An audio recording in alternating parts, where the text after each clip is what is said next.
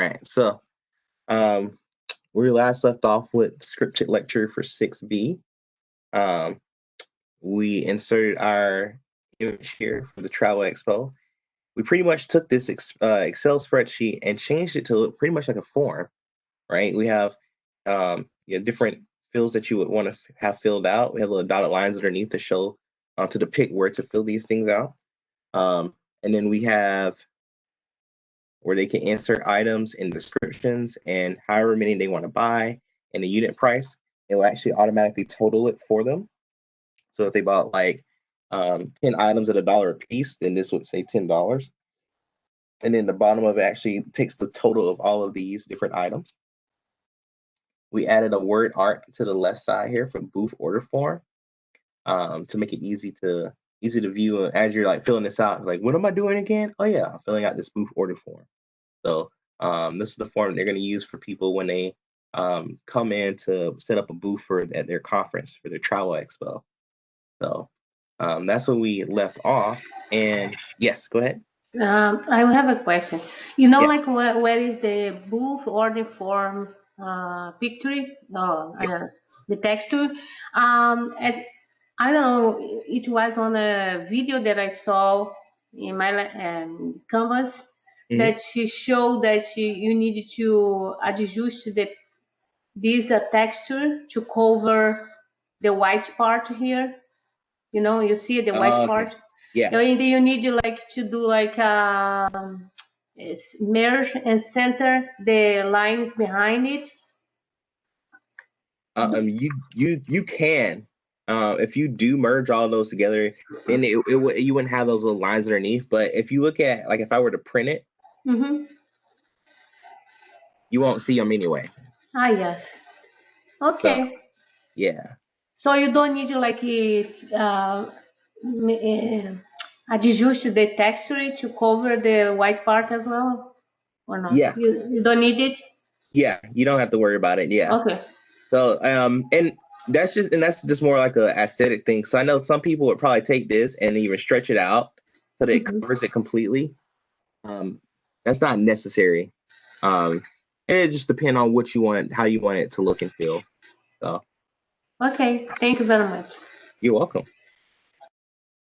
All right, so the last thing we did was we made that stationary for the shape fill in the background. So what we're going to do now is we're going to go to the page layout tab, and we're going to go to the page setup dialog box, and we're going to make some changes here. So first and foremost, margins, center them horizontally, which you're used to at this point. Then we're also going to go to the footer. We're going to custom footer. And then in the custom footer, we're going to insert the file name. And I'm going to click OK. You see the file name is right there for the footer. To the left section, click OK. So now we're all good to go. And so I can save this. And what I'm going to do now, is this is supposed to be a template. So this would be given out to people, and they would come in and then they would fill out different parts of this. Right? Couple of things with that is that we want this to be available for them to use over and over again. We could probably use this every year, right? Maybe make some changes to the location if we need to. But essentially, this form could be used for now on. Like, maybe we can make changes in the future, but it can always be used for the entire year, at least, as we continue to travel around and do the travel expo. So what we want to do is, instead of having this one version of this and having it as a cell file, we want to just make it to a template, something that can be brought in every time someone creates a new version of it. So to do that, what we're going to do is we're going to save this as, I'm going to File in the Backstage view, and we're going to Save As. I'm going to just locate where this is going to go. So go here. And what we're going to save this as is, instead of a save as type of Excel workbook, we're going to use Excel template. And so there are a couple of different options back here. We've looked at CSV before, the web page version, and PDF. But as you can see, there's a lot of different ones back here. But the one that we're I want to use today is the Excel template. And so this literally is how you make a template. If you're in Word and you want to know, hey, I made a very nice design for any Word document for a certain class in the future, you can save it as a template. And that way, when you open up a new version, it'll automatically bring it in. So this is how you do that. So we're going to make this an Excel template. Notice that the location of this changed. And so I'm going to click up here so you guys can see that. It went to my documents folder on my computer, and then it went to custom office template. That's where it went. So I could customize the templates there. So that way it could know whenever I open up Office, oh, I'm going to pull that in. I'm going to save this where the rest of our documents are actually saved for the sake of the assignment. But that's something to the note that if you do have that, you can create it, or you can create it and have it saved into your custom Office templates. That way, when you open up Office or when you open up like Excel, since this is an Excel template, you know, we have like blank workbook, you have all these different templates that you see. You would see yours as an option as well. So that's how you can make sure that that's there. So I'm going to save this guy here, a template. So now it's saved as a template, and I can even see that up here in the name, XLTX. That's how you have a template. The T stands for template. So yeah. And you know, your instructions tell you to name it something else. I just did that just for simplicity on my computer because I have a bunch of things, you know, over the semesters of 6B underscore order template. It's going to get confusing. So, but yeah, so that's it there. So I can close this now because we don't need this anymore. And you'll notice that it is right here. Here's a template that we just created. And so what I'm going to do is I'm going to start Excel by opening up this template. So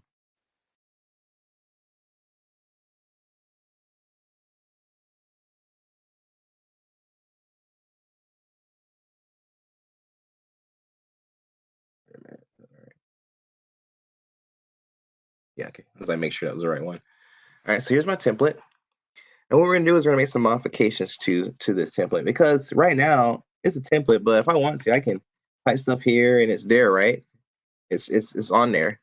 You don't want anyone to just be typing random stuff over here, right? You just want them to put in their order date, their booth number, and fill out the correct area. You don't want them typing anywhere else. You don't want them making changes to it. Oh, I don't like the color green. I'm gonna change this. It's not for that. It's for the purpose of this is for them to have a form that they fill out. So we're gonna make things simpler so that they can't even fill anything else out. They can't touch it. Well, they can touch, but they can't modify any other cells except for those that we specify. And so to make sure that that is so, what we're going to do is we're going to select the cells that we would want them to be able to manipulate.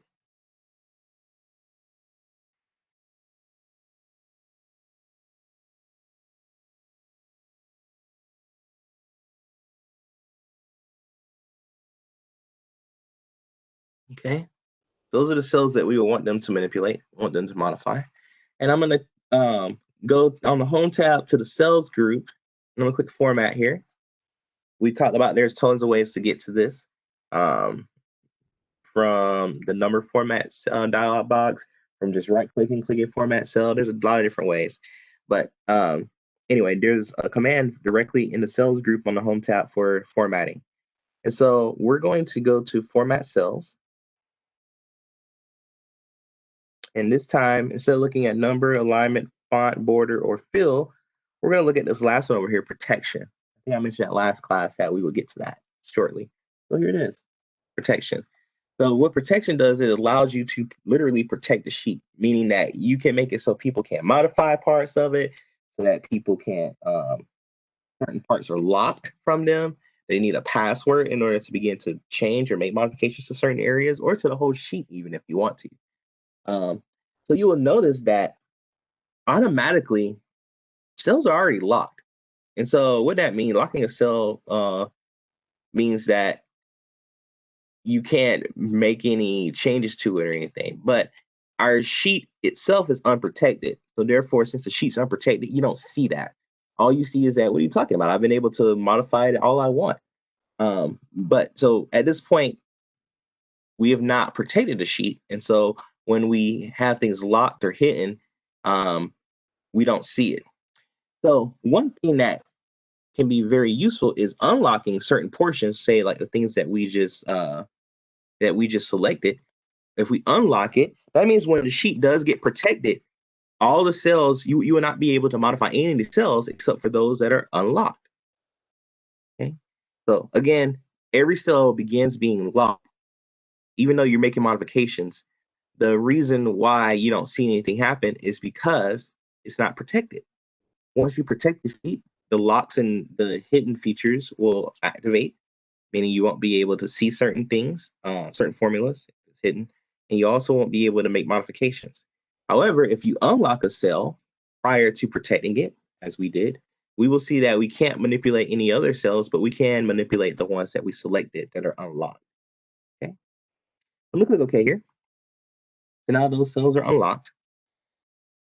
Okay, so you honestly probably won't be able to even tell a difference again because we have not protected the sheet yet. Notice I can do that all day if I want. Same thing here. I can make modifications all day if I want. So now what we're going to do is we are going to go protect the sheet. So I'm going to go back to the format command under the cells group under the home tab, and I am going to look at protect sheet. So I'm going to click that. So what this does is it says, hey, give me a password to protect or unprotect it. And so notice here there's a checkbox, protect worksheet in context of locked cells. Again, the cells that are locked will be protected, meaning that no one can modify its contents or make any changes to those cells. For those that are unlocked, like the ones we selected prior, we'll be able to do so. Okay. So let's see. You can allow the user to select lock cells or select unlock cells. That means people can click on them to select them, but they still won't be able to make changes. But from here, you can modify what people can do within certain cells. If you really want to, you could even say uncheck that so that they can't even touch the lock cells at all. They can only go through the unlocked ones. And that can be very useful too. But at this point, the instructions ask for you to leave both of these still selected and make sure that this is checked here. And then we're going to give it a password. The password we're going to use is Go Series, all lowercase, all one word. And I'm going to click OK.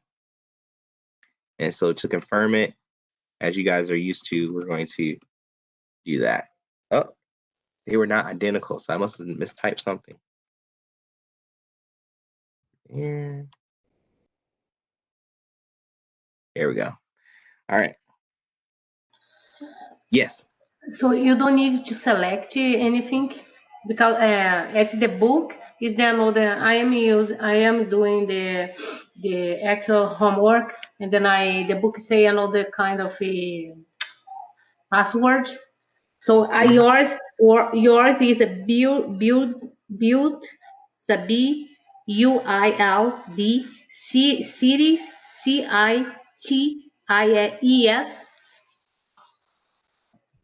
Say that again. I will write. Okay.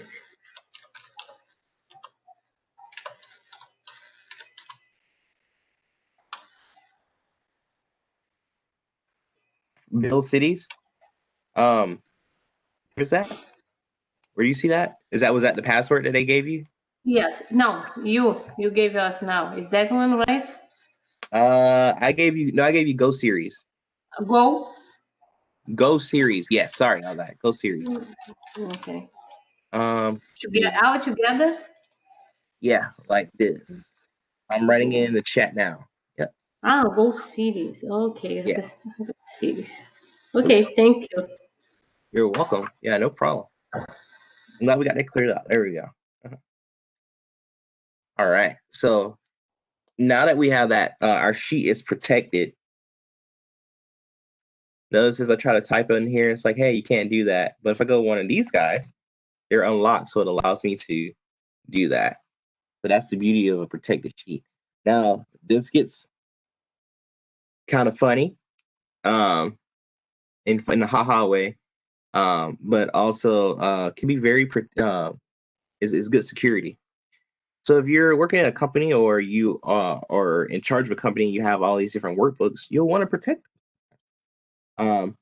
And sometimes you will do it as a joke so that people can't make modifications to certain areas and they don't know why. So they flip out about it. It's kind of funny to watch because they don't understand that things are protected. Even if you tell them they're protected, hey, you'll need this password to get in. It's kind of hilarious. I've done that a couple of times to people because I just think it's funny. So if you ever get a sheet from me, just kidding, I won't do that to you all. But it is very useful. So you can protect sheets and add passwords to the sheet as we just saw, uh, and you can make it so that people can't go into certain cells. Do we need to select the cells to protect them? No. You can protect the sheet as a whole. You can do, let's see, under review. Yeah. Under review, you can protect it, unprotect your sheet or your entire workbook if you want to as well. But to protect the cell, you would want to make sure it's locked, which they all automatically are, and then you just protect the sheet. So the only ones that you would want to unprotect would be the cells that would be unlocked. Okay. So you don't need to select the cells to protect them. Yep.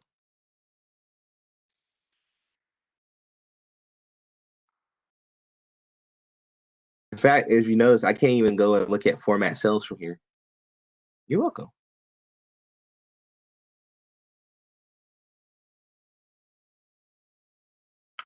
All right. So what's we do now? Password. There we go. Click OK. All right. Let's see. So pretty much the next part of the instructions were just to play around where just like we were doing, where we could see that you can't type in here, but you can type in these guys. So the ones that are unselected, you can type in. Or sorry, the ones that are unlocked, you can type in. So I'm gonna go to print file, print preview, just so y'all can look at it. Looks normal. We got our footer down there, so everything's centered horizontally.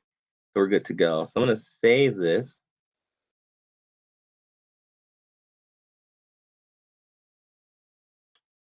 This should still be saved. Be the same thing.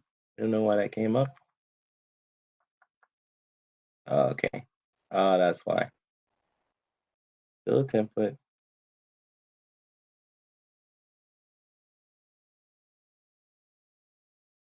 Oops, wrong spot.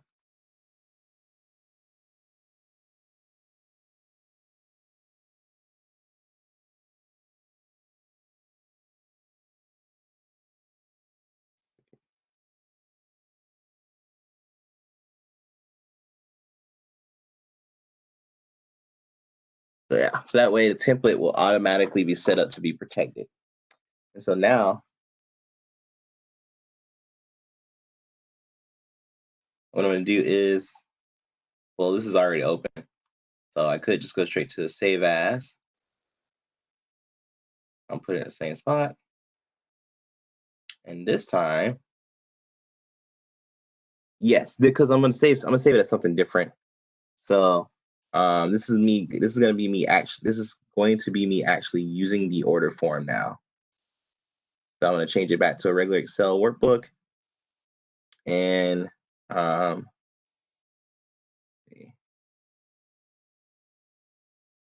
just going to type using the order form. You guys have it says like Hope order on there. I'm just putting that in so I know which one was which. So this one's me actually using the order form, but it's now an Excel workbook. That's what I'm saving it as. So pretty much, I mean, if I had closed down Excel, it may make more sense. But imagine that I closed it and then I opened up that template again. Then now I say I'm going to work on an actual Excel file with this, or Excel workbook with this. So that means that this is no longer going to be a template. This is me actually using it. So I'm going to click save. That we got it. Now we know that this is how it looks exactly like the template because it's based off the template. But I can also now probably begin to make some modifications. So I can make some changes to like the order date and stuff. I'm gonna do April 7, 2017. Then I'm gonna press enter. Notice that it automatically changed this to the default date format. Like if I select it. Notice also up here though, because the sheet's protected, you don't see like, oh, how about I adjust this thing? Oh, how about I change this to date format? It's already did that automatically because I can't make any modifications to it. Because remember when I protected the sheet, all it did was allow me to select and unselect locked and unlocked sheets or cells. Excuse me. And because it's unlocked though, that means I can make modifications to it, by such as typing things into it. However, I did not allow for the changing of format. So that's the powerful part about this. So I press enter and go down to the next one. I put T-316 and I can press enter again. Where do you think it's going to go? Right? When you press enter, it goes down to the next cell, right? Well, let's see what happens. It just that. What's in the next cell still? So one other thing, you press tab, it went to a different location. Press tab, it went to the next available cell, which was C10. So that's just something to note. Because you can select cell, lock cells still, because that's how we protected it. If you press enter, it went down to the next cell like we're used to. But when we press tab, instead of going to the right, it went to the next available cell that you're actually allowed to type into. So sometimes when people are working with something that has is protected, such as this, they'll just use tab because it makes it easier because you can just look down at like, oh, what am I typing here? Diane Davis, tab. It automatically goes to the next one. Okay. Hope Travel Inc. tab 5380 Rosewood Place tab. Sacramento, California 95811 tab 916.555.4276 tab DD Davis at hope.com. Now when I press tab, next available cell should be B18, right?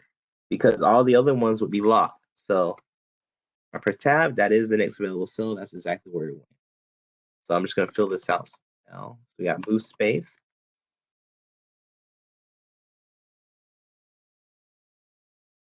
Uh, 15 by 15 feet. 600. Notice it, instead of going to total, it went back down here. Because remember, total was not unlocked. So it went to the next available unlocked cell. But look what happened here. Just as we created it to do so, it automatically calculated the product of these two cells. So we got $600. Okay. So we got a couple of other things to enter. So I'm gonna be really lazy and pretty much try to copy and paste it in here.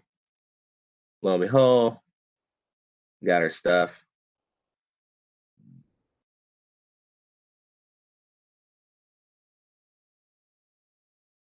And these automatically got calculated still. Okay.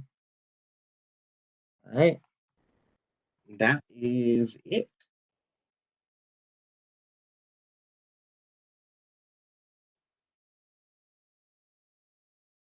Print. Notice the form is filled out, but it was also very easy to fill it out. Again, because we couldn't accidentally, because it's protected, you couldn't accidentally go to some other cell and make changes, right? It stuck to what was unlocked. That was the only thing that you could change, things that were unlocked. So again, that's the beauty behind protecting the sheet. So yeah. Any questions?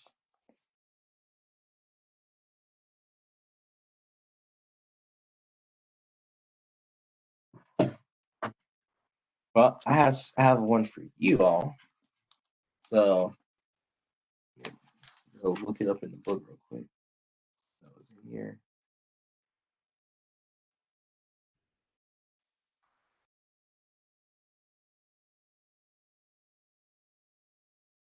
When you do 6B, sometimes students ask, which one am I submitting? And so you can go back to Canvas, actually log in. Nope, close. Go away. Okay. Like you all, should I see that? Not sure why that actually happened like that. Okay. Thankfully, we took care of that. All right. So go here.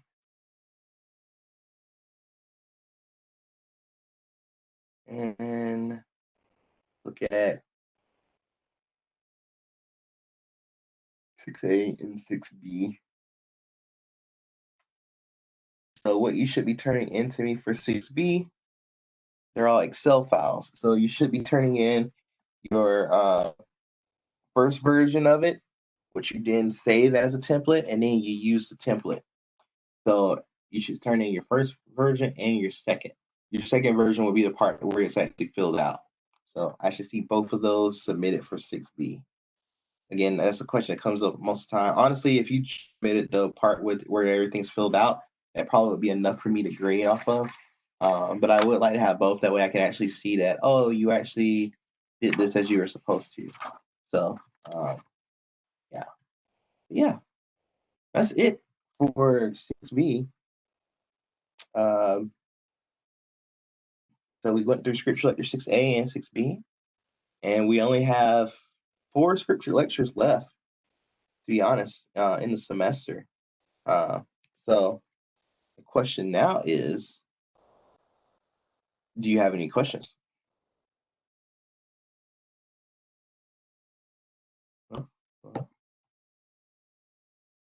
Okay.